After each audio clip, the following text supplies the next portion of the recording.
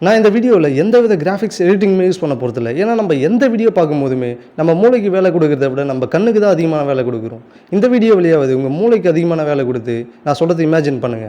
ஒரு நாள் ஒரு ஹாஸ்பிட்டல்ல ஒரே நேரத்துல 3 குழந்தைங்க பொறக்குது. அந்த 3 குழந்தைகிட்டயுமே ஒரு நபர் போயிட்டு, "நீங்க யாருன்னு?" கேட்கிறாரு. அதுக்கு அந்த 3 குழந்தைகளுக்குமே அவர் கேட்கிற கேள்வி கூட அதால புரிஞ்சுக்க முடியல.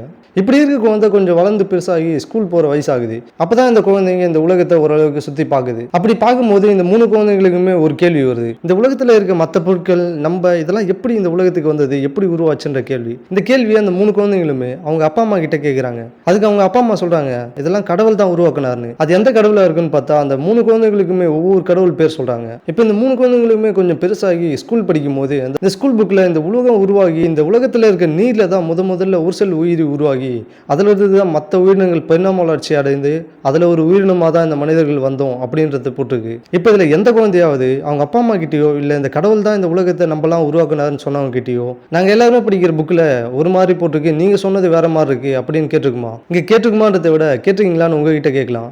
ஏன்னா இந்த 3 குழந்தைகள்ல ஒரு குழந்தையா தான் நம்மளும் பொறந்திருப்போம். இந்த உலகத்துல நம்மளுக்கும் பல கதைகள் சொல்லப்பட்டிருக்கும்.